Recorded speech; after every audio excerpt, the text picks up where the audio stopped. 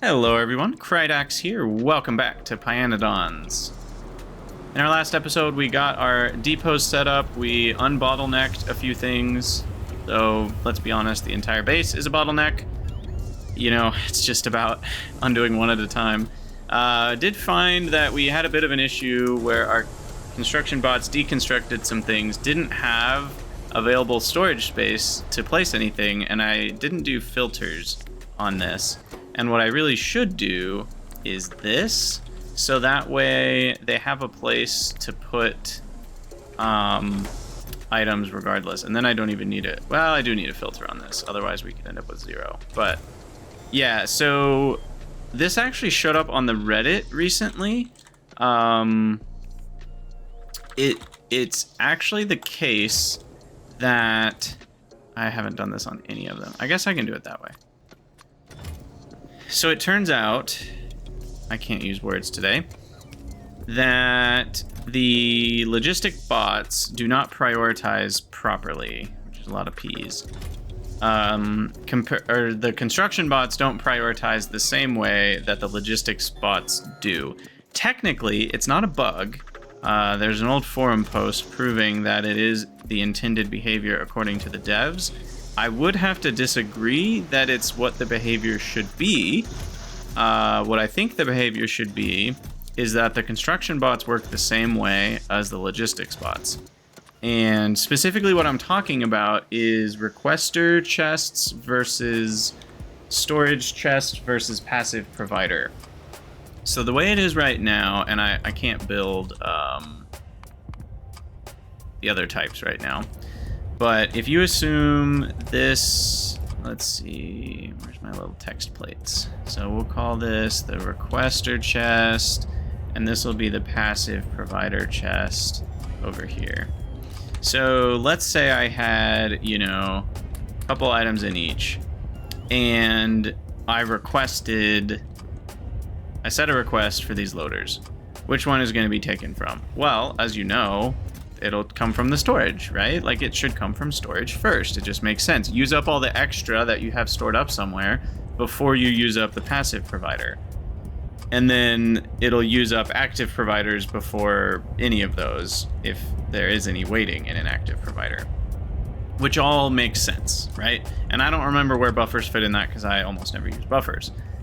But the weird thing is when you construct something, and you actually create a construction ghost, and now it's construction bots doing the moving of items, it doesn't care. It'll take from whichever of these is closer. So in this case, at least I think it's based on distance to the ghost. I'm not 1,000,000% sure. It might be distance along the path. I don't know which calculation it does, but it does some calculation on which chest has that thing and is the closest. And it does not care if it's passive or storage. So what'll end up happening is, depending on how things are positioned, you can have a passive chest continually getting emptied, things getting built, those things getting deconstructed and filling up storage chests over and over and over again. And you can end up with thousands of something in storage chests because there's a passive chest providing that thing closer. So really what you need to do with entities that get built by construction bots is you need to do this, where you set either a hard limit on the storage itself, because normally this would be a passive provider chest.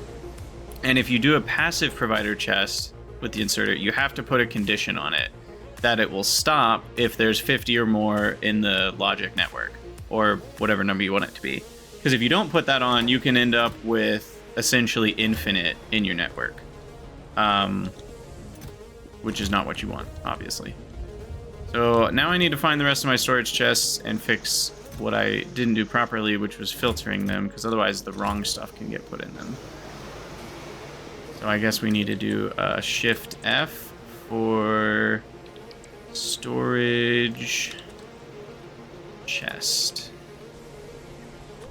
Yeah. Okay, those are unfiltered. Those are unfiltered. That's fine. I guess we need to filter that one. And there's something down here. That's not all.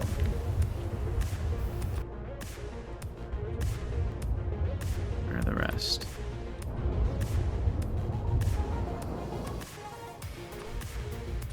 Oh, it's categorizing these together. Interesting. But the ones that are farther, it'll categorize differently. Cool. Okay, so that's inserters. These, I'll just run down there and do those myself. Yeah, so Alor buffers are potentially part of the reason they do it that way, but it just, the net effect is an unintended surprise for most players. And in that Reddit thread, there was someone actually saying exactly the wrong thing because they just assumed it would work that way. And unless you pay really close attention, it seems like they work the same way as logistic spots, but they really don't. So I think it should be changed just because it confuses most players. If anything, having a different behavior for buffer chests would be okay. But having just a different behavior for storage and passive provider feels really weird. Because that's what most people place their results into in crafting, is they just put the results into a passive provider. And they don't realize that that can actually clog up. Did I get them all?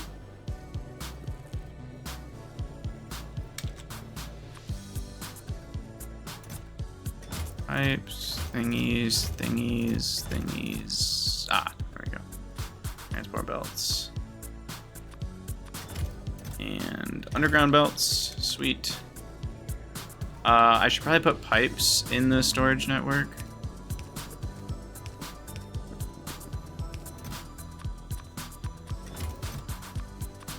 So that my bots can build the advanced fluid handling stuff when they need to.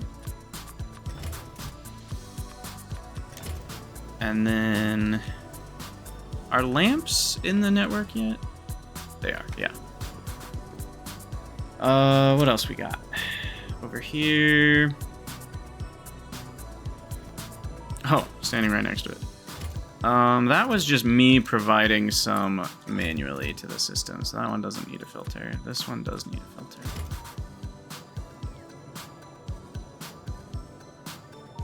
I would heartily disagree with that, Alor, because I think the downsides to the people who don't understand how it works are very large.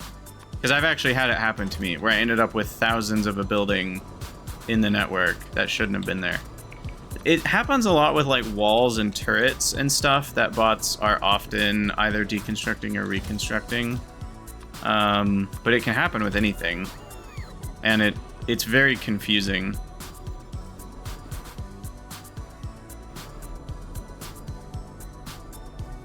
Because your storage can keep running out, and you're like, why is the storage continually running out? Because the walls should be getting used up that are in storage first, right? If anything, it could be a setting even where they do it that way first, but advanced users could do something else. Because yeah, if buffers were part of it, it's like, we'll use things if they're closer in a buffer, but storage feels like it should always be used first, regardless, because it's like extra. Anyway, I digress. Are we actually getting LTN combinators now? It seems like we are, except for the part where I'm out of circuits. That's okay. Oh, now I'm out of these? So still a glass issue, huh? Interesting. Let's actually look, what's our glass consumption here? This is a different recipe. Let's see how angry we need to get at Helmod today. So I'm using this one. I want that to be its own thing and unlinked. I want this to basically be its own deal. So if one chip shooter is running, you can get 1.25 out. Now batteries, what did I actually automate them to? 0.3? I think. Yeah, I made 3 of those. But I don't even have 3 of these, so that's... No, I did make 3. I did. Well, Alor, it definitely should be communicated better. I think the average Factorio player has no idea. And I don't think it makes a lot of sense, personally. That obviously is opinion, so we don't have to agree there. But I don't think it makes sense that they work differently. And I don't think the benefit is that big, in particular, because you could have the difference be on buffer chests instead of storage chests. I'm just trying to see how much glass we actually use here. And I don't think I'm getting that many PCSs anyway. What did we get for PCS? PCS is running at 75% of that, which is 375. So it's 0.375. So I'm running 0.075 PCS, which is a fourth of this, roughly. So I only need... Yeah, I barely need any glass for this. I only need, like 0.3 glass or something. So it's mostly other things that are eating the glass right now. And it's possible that it's just taking a while because it was backed up and now it's not. The thing I don't want is to just be perpetually short on glass.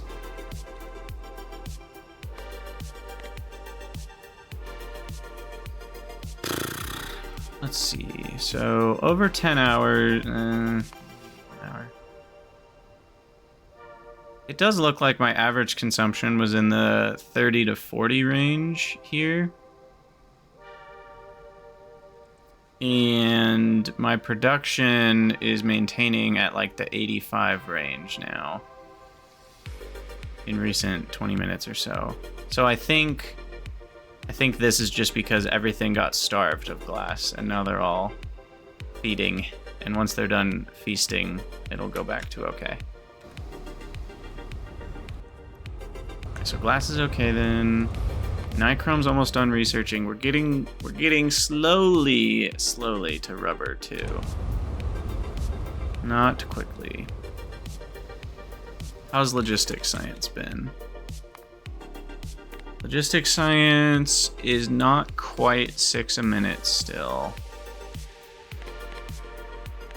Fortunately.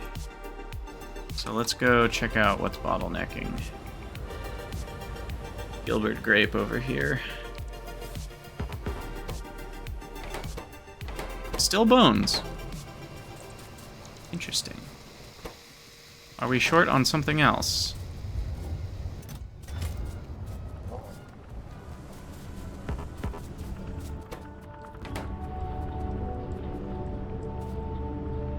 You're all running. Malaysia's are backed up.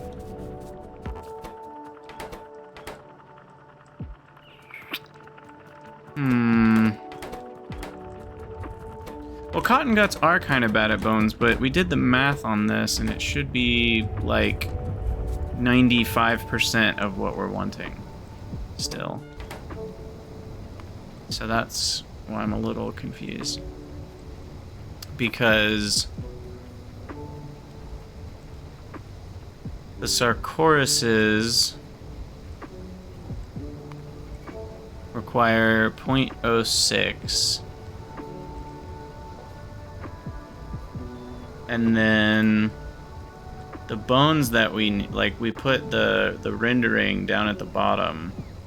And so the rendering needs bones the most, and that needs 10 a minute. So that's 13.34 a minute, which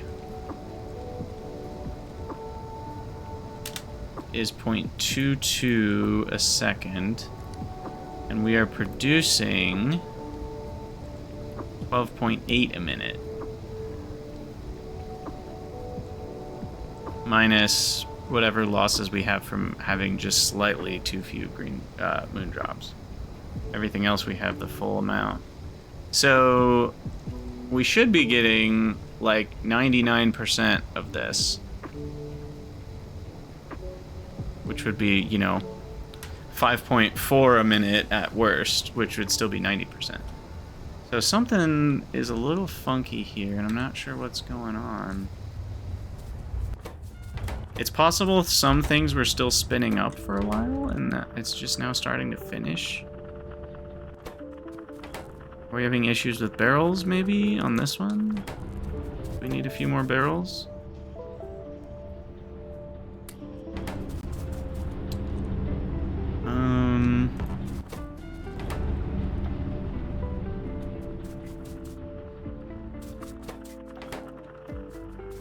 I guess we can check cotton gut production. Well, it's gonna give me weird numbers, but...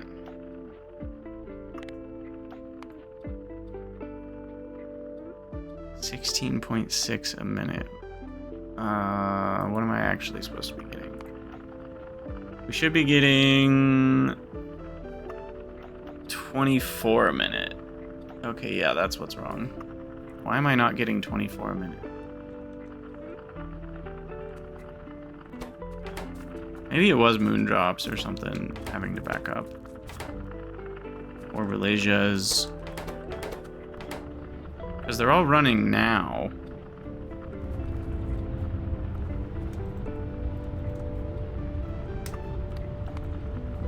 Should be getting 24 a minute.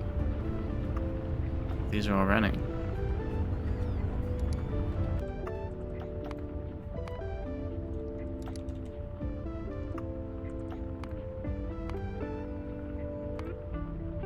Huh.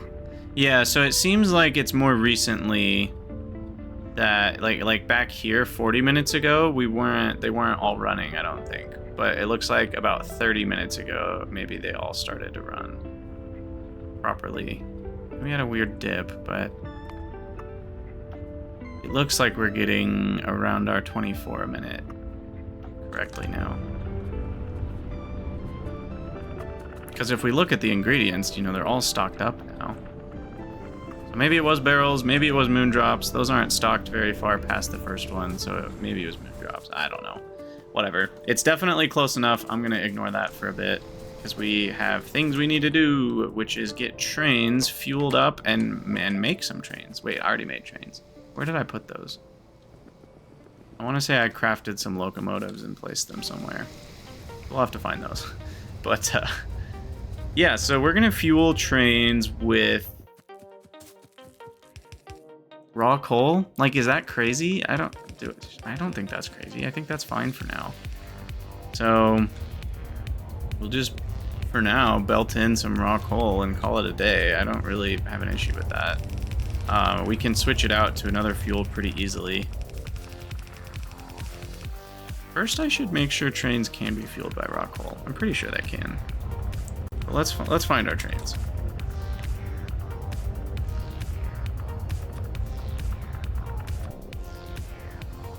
Storage. No?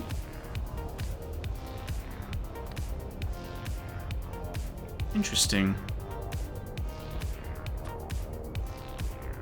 I was almost certain I had already made a bunch of these, like 5.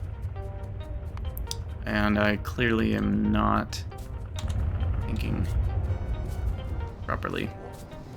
I am not remembering properly.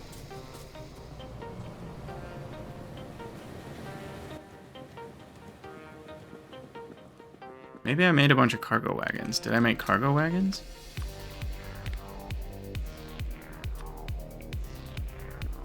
No. Interesting. Well, that's a memory of something that didn't happen. Gotta love it. Okay, so I need to get some of these, some of those. Did I need mechanical parts? I don't think so. Need some more steam engines and steel. Hey, Mr. Canarcan. You're not a masochist. Should you not play the pymod pack? Probably not. In all seriousness, it really depends. I think the play style, you know, it's widely known as masochistic just because of how complex the recipe chains are and stuff. But if you take it slow, like they're no more complex in concept than anything else. So it really comes down to like, what do you find difficult? And some people don't find pYanodon's difficult in that sense. There's still a lot to do, and it takes a long time, and it's a big project. But if that's what you want, then I think Pi is for you. I'm coming down here to get steel. A little too far. But yeah, I mean, at the core level, it is way harder than any other mod pack that Factorio has to offer. And there's a lot more complexity. There's a lot more grown moments where you're like, oh, I need this thing. And then you look at what you need to make that thing, and you're like, oh my god, that's going to take like 5 years. So you have a lot more of that going on, for sure, in pYanodon's than you do with other mods. Still looking for steel. I can't do two things at once. So yeah, if you're okay with that sort of thing happening, then I would say pYanodon's is not that bad. But if you're like, no, I like to make progress fairly quickly, and I like to not have to build huge things, and if you don't like large buildings, then definitely don't play pYanodon's. So yes, exactly. It's kind of like SE, but with less breakthroughs and more grinding. I would say that's a good comparison, because SE is definitely a big mod pack. Like SpaceX, I have not beat it myself. Space exploration is very large, but pYanodon's is even larger. There are some mechanics that SE has that Pi doesn't, and vice versa. Pi has some mechanics that space exploration doesn't. So in terms of mechanics, I wouldn't say either one is like massively more complicated than the other. The space logistics are kind of annoying, but they're not massively complicated as long as you understand some basic circuitry. So other than that, I'd say Pi has some unique challenges too that are pretty cool with like the animal modules and stuff. So in terms of complexity, they're probably in a similar vein. It's just that Pi recipes will have, what's a good example? Well, logistic spots. You know, you need a scroll bar to see what goes into a logistic spot. What is that? 4, 5, 6, 7, 8, 9, 10, 11, 12 things, one of them being a fluid. So that's a thing. Now, hematin, as much as I agree with that statement, I also think that's one of the coolest things about pYanodon's, is there are lots of different ways to make the same components. And that can actually be one of the coolest parts of it. And so you end up like having a lot of different ways to make the same thing, and especially once you get to the next tech level, you find new ways to make some of the same products that you've needed, more efficient ways, but also more complex ways, and I think that's really cool. At the end of the day, you just have to play it and forget the consequences. If you analyze it too much, you get stuck in a hole for days.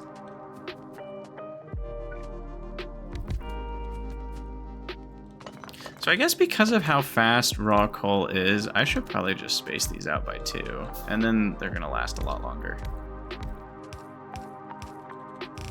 Because that already is a full belt. That's 24. Like each one of these by itself is 4 a second. It's crazy.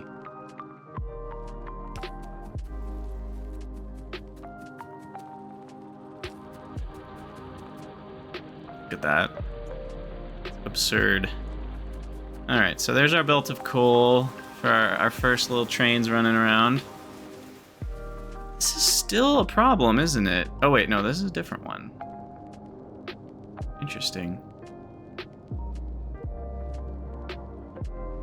So wait, how is that one low, but this one isn't?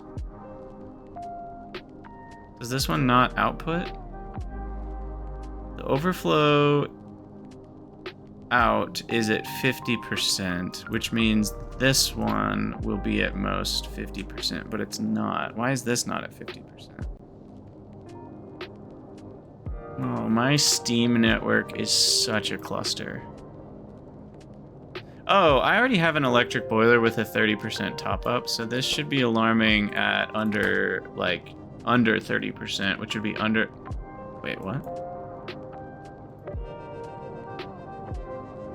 Oh, I need more than one electric boiler is what this is telling me. See. Let's Still feels weird, but I think that's right.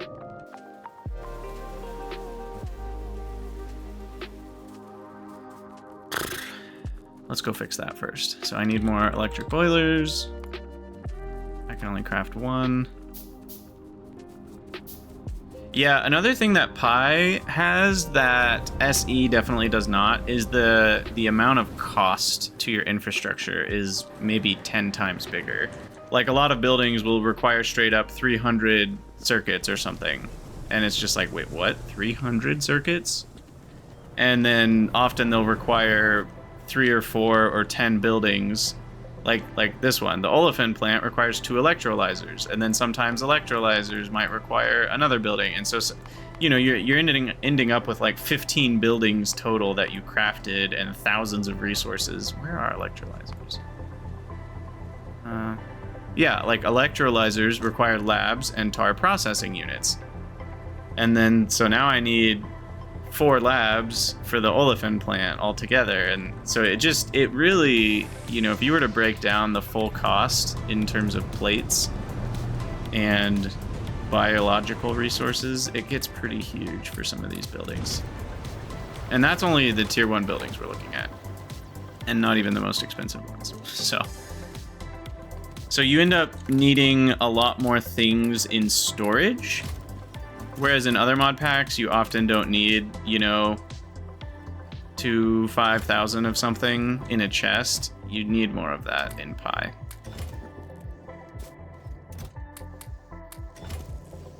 Okay, so I'm needing more boilers, but I was out of something. I forgot what it was. I guess I grabbed it on accident. I think it was iron.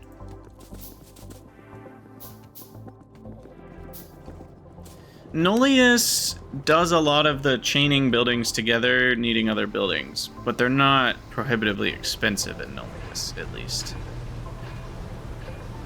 It feels more like reasonably expensive. Still more expensive than vanilla, yes, but not absurd. Okay, I have no room over here. What can I do about it? I'm gonna move that there. And then do that. And then I can fit a few more boilers here. Like that. Shoot, that was a 30% top up, I think, right?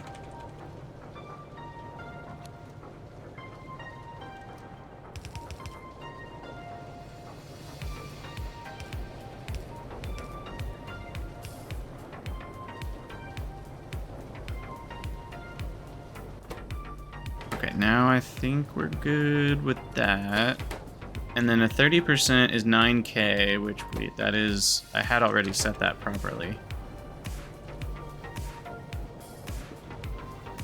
Okay, so that hopefully is okay for now.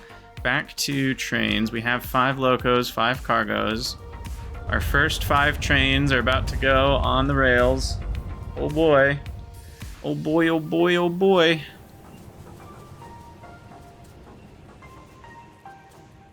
Now, they're not going to go anywhere or do anything yet, but they're going on the rails. Ooh, we also get to pick the color that our default trains are going to be. What color should y'all be? Let's go with the Krydax, kind of tealish green.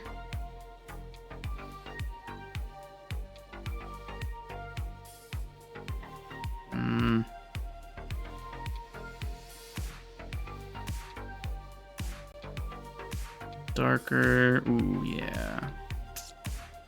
I think that's it right there. Maybe? Here we go. Ah! Okay. Wagons. Sweet. All right, what do they run on? They run on pretty much anything. Okay. Anything flammable. I might do the auto train color mod. I actually thought about that at some point. So if I add station, uh-oh. I do want to call we do need to name these depot. I did forget about that. I need to change the blueprint for that. And I will call it solids depot, because I will probably have different depots for fluids.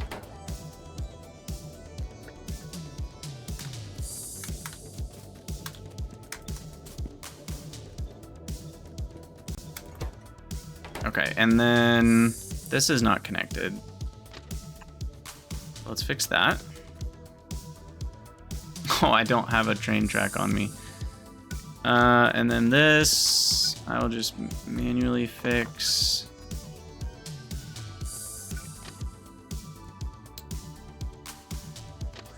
So he says, does that not connect? What the heck is going on?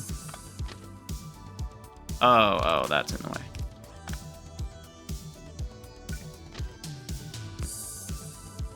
And I have no rails. Right. Okay. Then we need a chain signal there. And then that'll be connected. There's a disconnection here. Let's see, I'm gonna pick up some rails that are unnecessary so I can fix some of this. Yeah, so there's not really a form of LTN in 2.0, but it definitely, the way that trains work by default allows for a lot more automation, in a sense, where like you can have all trains on the same schedule and you can do like an if-else type thing. So you can much more easily say, if this station has stuff it needs to get rid of, you know, which is just based on like numbers that you have in a circuit network, then you could have it go to a station, but only if that's true. And so you can essentially have this giant master schedule that like a lot of your trains are following, and they will do different things based on conditions that are true or false. Which is not the same as LTN, but it's a lot closer because it's kind of like you can just say, oh, this station wants 500 iron plates, and if the chest next to it has less than 500 iron plates, then the station should be stopped at. And you can do everything like that, and before you know it, you've got something that's kind of like LTN in vanilla. Okay, gotta make some space for the rails here.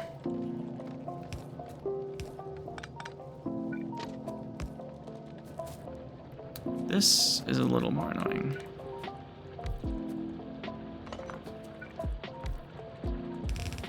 I guess we'll just do that. And then connect those, and then we can squiggle. Boom. Oh gosh. I didn't realize how bad this was. Oh man, do I need elevated rails already? Alright, how do I want to do this? Well, the good news is this belt has nothing on it, so I can just delete it.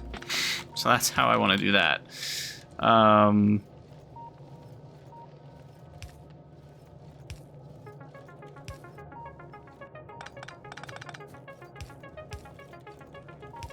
then I can do that. Power is still connected. I will do a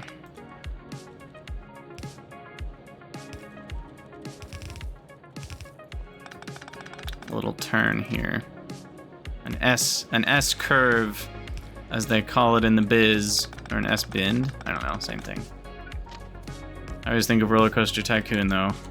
I do that.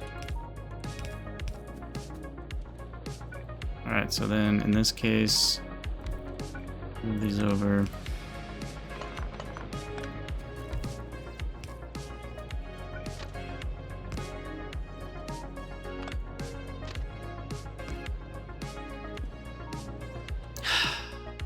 Of course, I'm one railing short. Okay, that's fine. Bots can bring that.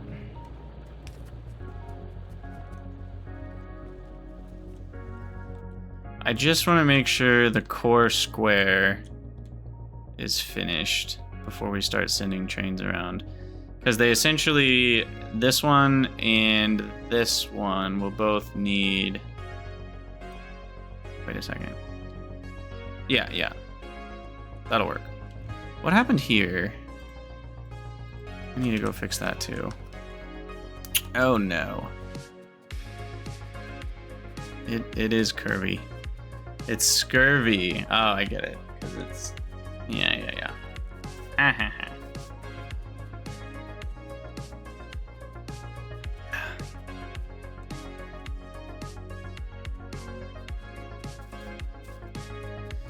Alright, I'm gonna do some more grave digging over here for some extra rails.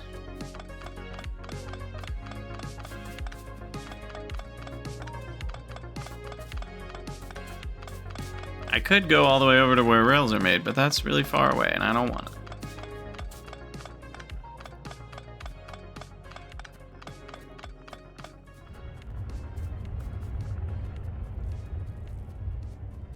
Okay, so those guys will be fine. They can go into there just fine. All those directions are fine. It looks so scary to see that the way it is, but it's like nothing was over there anyway, so it doesn't matter. It's just disconnected at a weird spot, so it looks scary. Alright, so then we'll keep fixing some of these gaps, mainly because of belts not being undergrounded. Can this go all the way? No, of course it can't. Red belts could, but not yellow belts.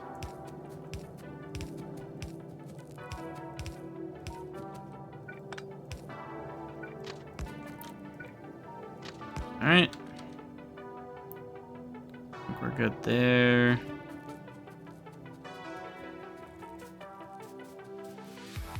Now, I am a little curious what... I did it again.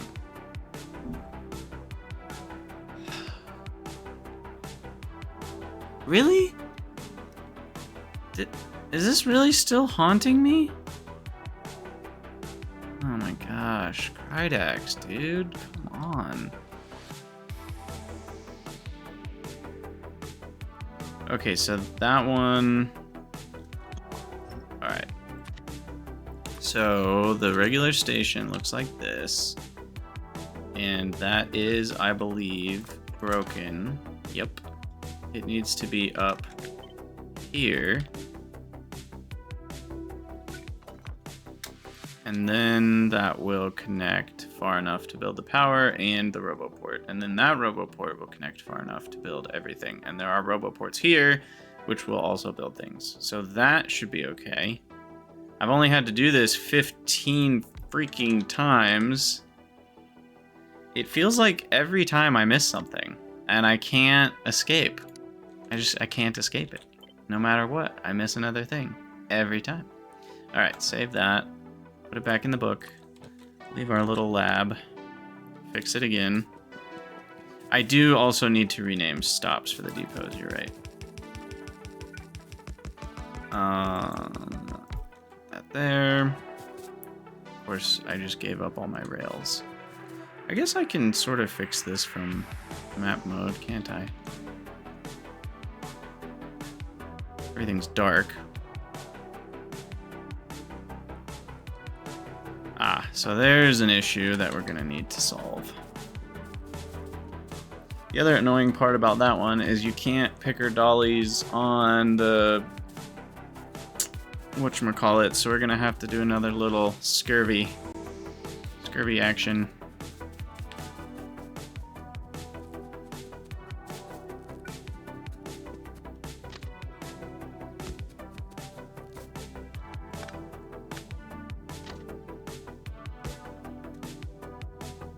Okay, that wasn't that bad.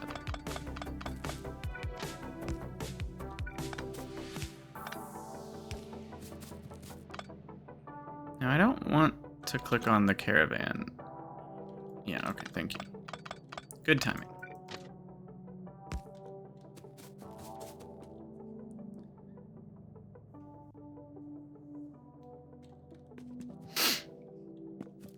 Can caravans get hit by trains? I sure hope not, is my short answer to that. I sure hope not.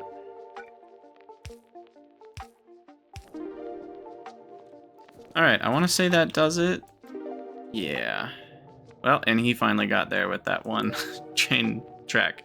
Okay, so now this core loop is done. This one's done. And this one is good up until that belt, which I don't need yet. So all the stations I've built are accessible by each other, as far as I can tell. It's possible I missed another one somewhere, but I think we got it. Sweet. Yeah, Alor, I'm normally like that, and I will be moving forward, but I just don't want to deal with moving that, because then I have to remake the schedule for the caravan. I'll probably redo it when we end up getting rid of the caravan altogether, because our aluminum ore is going onto a train rather than a caravan. That's when I'll fix it. So, because really, this whole base is going the way of the dodo bird at some point. Almost none of this will be necessary once everything's on trains. Some of it is good enough that we'll just hook it up to trains the way it is, but most of it, it's just useless. And we're gonna build it bigger, better, and cleaner for the train base.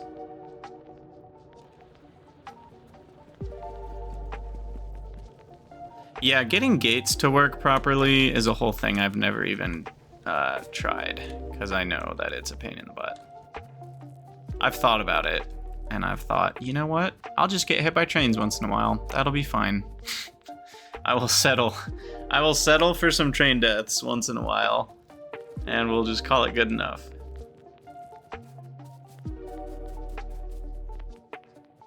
I really need those circuits for LTN combinators, don't we? Is there a particular reason it's still not happening?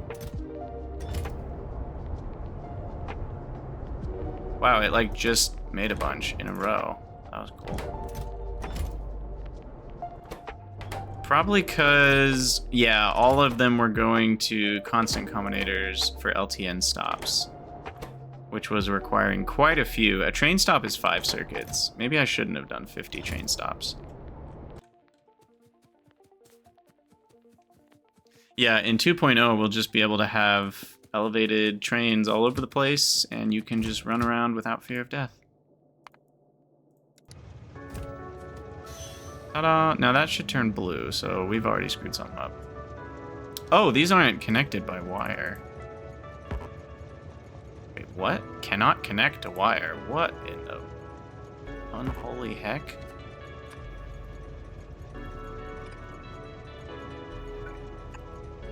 Oh, those are blueprints. Those aren't built yet. I get it.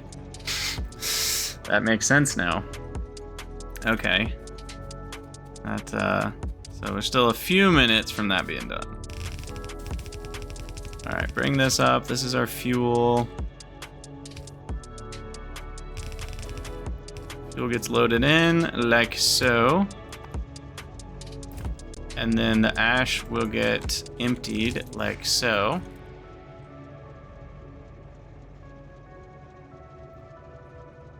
And for now, I will do like a storehousey kind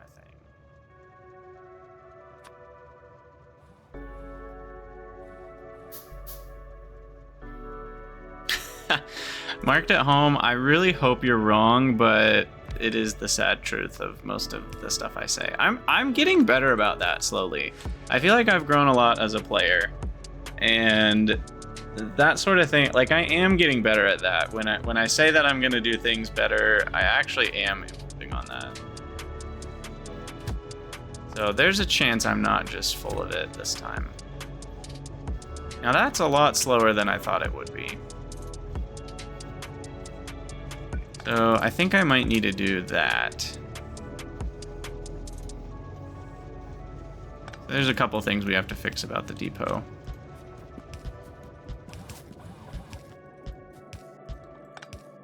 I guess I could do both. I have 2 inserters, but I don't think that's really necessary.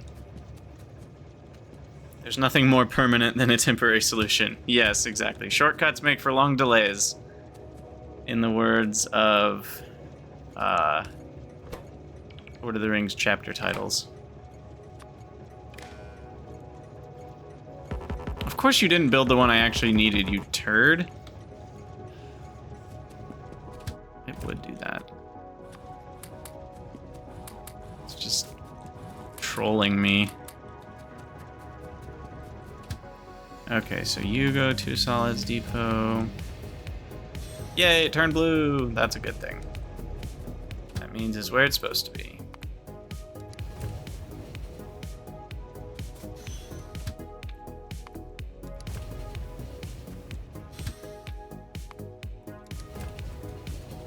Guys, our trains are almost ready for business. That one's done.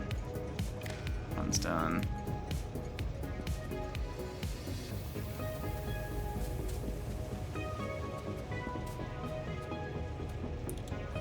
Look, if you don't like Lord of the Rings, I don't know what's wrong with you. But, also, Lord of the Rings is way bigger than nerddom. I feel like it got way bigger than that when the Peter Jackson movies came out. I think before the Peter Jackson movies, Lord of the Rings pretty much was like a nerd-only kind of thing, but then it got way bigger. Lord of the Rings, Marvel, Harry Potter, Star Wars, I feel like those are all much bigger than nerddom. And I used the word nerddom in this case not as a derogatory term, but simply one that's more referencing like auto-disabled services. Yeah, so we're gonna need to remember when we get to these to turn them on.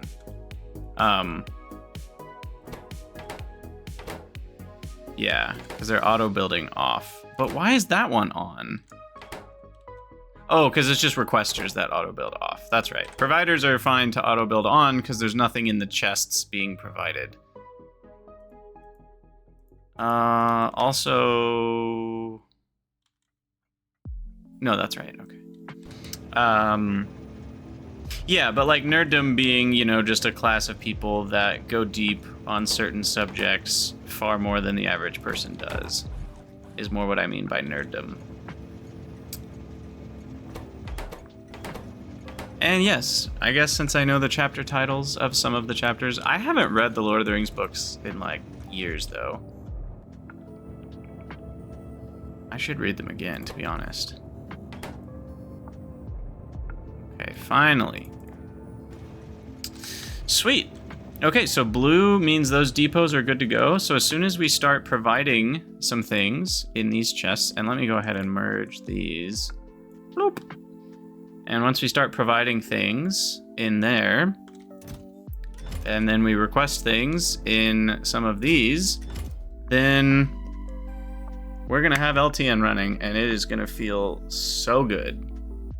And we're gonna start with probably iron and copper and coal and ash and getting all those things moved around. But I mean, the infrastructure's there. I can paste down more of these. So it's a long journey. It's a long journey ahead of us for sure. I do need to, fix these as well. I forgot about this. I fixed the blueprint, but I didn't actually fix I fixed that one, but not the other two. Okay, so that should do it then. Cool. Yeah, so it's interesting with Lord of the Rings, and I probably need to end the episode soon, but with Lord of the Rings stuff, it's interesting because it's such a different writing style. You know, it's from the 40s, 50s, 60s. It's an old book. And if you're used to reading modern fantasy like Brandon Sanderson, you're probably going to have a rough time going into it with those sorts of expectations, because it is a very different writing style. It's a lot slower and different, and you kind of have to sometimes feel like you're slogging through it. But once you get used to it, I think it's really rewarding.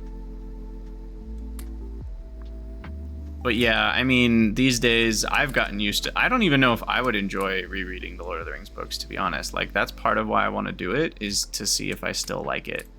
because I've gotten used to Brandon Sanderson, and how do you do better than that? You know, it's like Sanderson gives you everything you want from fantasy writing, and I know some people aren't fans because of that, but I think the Stormlight Archive is like the culmination of everything you want in a fantasy series, and it does it perfectly.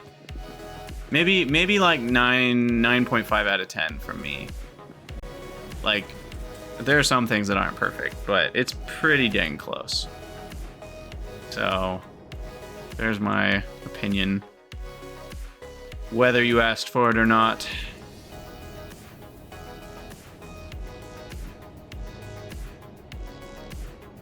Does it ever stop blinking with that, or does that go forever? We'll see if that times out on its own, because that is kind of annoying. And the reason I have that set, if you didn't see that episode a while back, is because otherwise, if you paste a requester and it's already on, it will start requesting things sometimes before you're done setting everything up. And that's what you don't want. That's what you don't want to happen. Okay, we'll get those chests merged. These guys merged.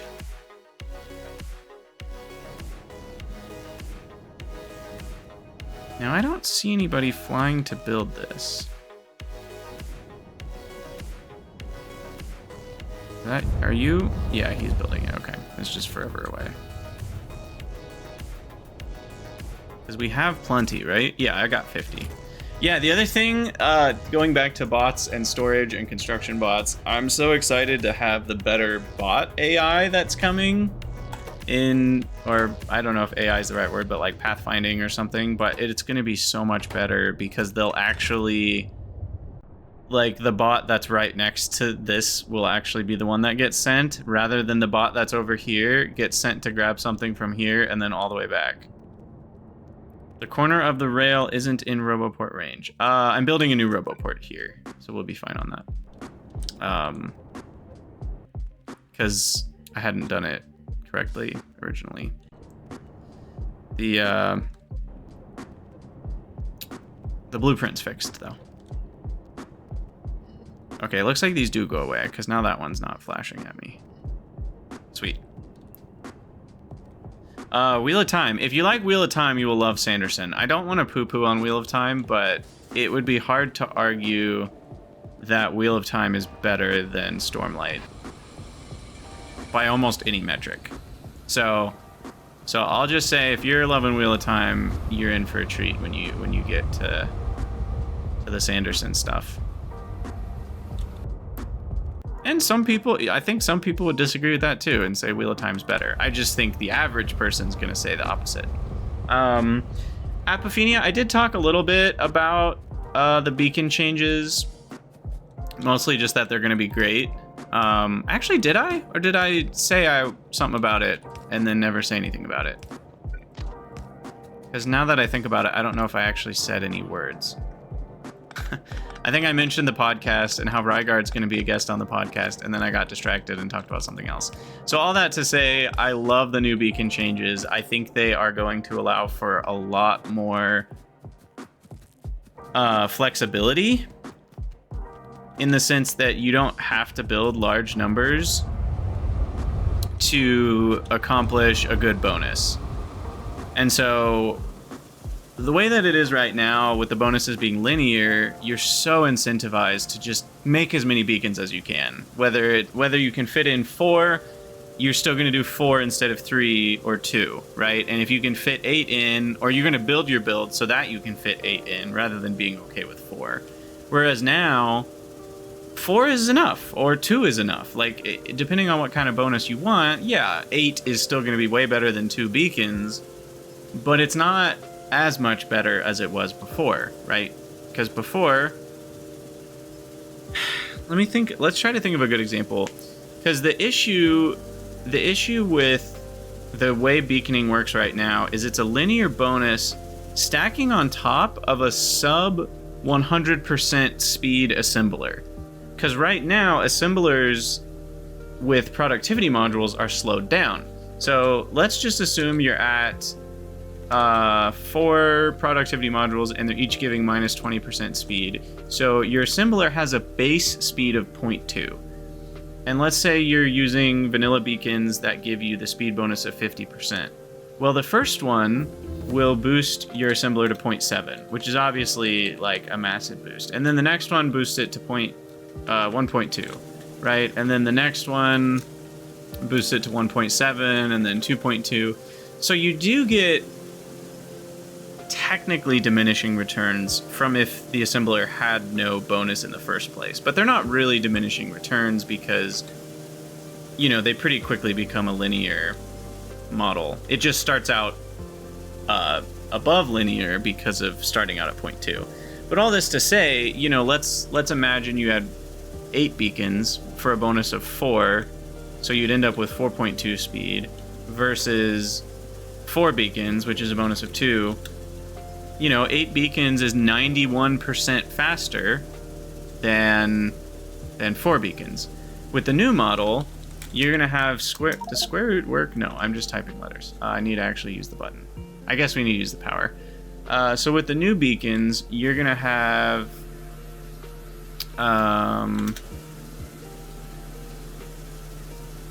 so 4 beacon. So they now have triple the effect. So 50% of speed modules in a beacon will give you 150% speed. So 1 beacon by itself gets you to 1.7, which is close to what 4 beacons used to be. Like, it's crazy how much better beacons are.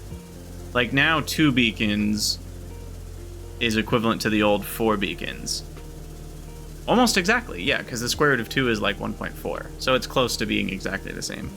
So anyway, a new version, the 4 beacon bonus is going to be triple, because it's 4 beacons, the square root of 4 is 2. Each beacon has an effectivity rate of 150%. So that would be 300%, so 3.2 is 4 beacons. And 8 beacons is going to be 8 to the power of 0.5 times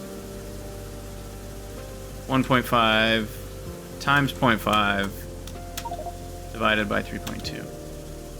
I did something wrong. Oh, I didn't do the plus. Dang it. 8 to the power of 0.5 is that times 1.5 times 0.5. So that's the amount that it's adding? No, that's still not right. What am I missing?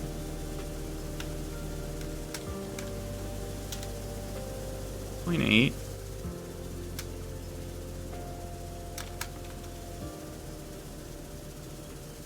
No, that's right. Isn't it? No, I'm doing something wrong. So 8 beacons would be a bonus of 212% speed in this example. What am I missing? That doesn't sound like enough. Because if each beacon is 50%, but then it's really 150% effectivity. Like, it has 50% worth of speed modules in it.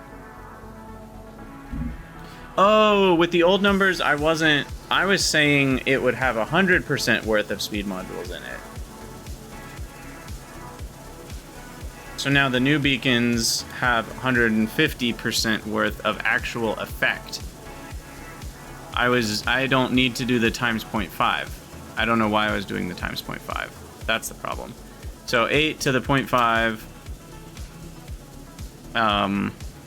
and then we just times 1.5. That's the actual bonus that 8 beacons will add on top of the 0.2, you know, base. So now we've got 4.4 divided by a 4 beacon, which is going to be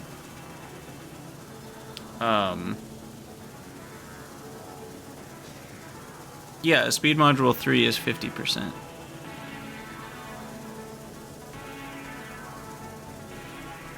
So then 4 beacons. We're just comparing 8 beacons to 4 beacons. One thing is that the new numbers are going to be harder to calculate. I will say that, especially with like quality getting thrown in. One old beacon No, not quite apophenia. One old beacon is 50% effect. One new beacon is 150% effect. But you're doing the multiplication with the speed modules being 100% each? No, that's not right. Right? Is a speed mod? What's a speed 3? I don't even know what the heck a speed 3 does anymore.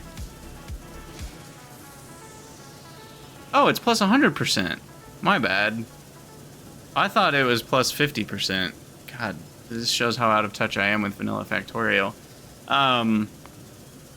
Yeah, my brain's been addled. So anyway, that's irrelevant to the math I'm doing now, which is 4 beacons, the square root of 4 is 2, times the 1.5 plus the 0.2, and you get only 40% better. Whereas before, it was, what was it, 90... Where did that number go? I lost it.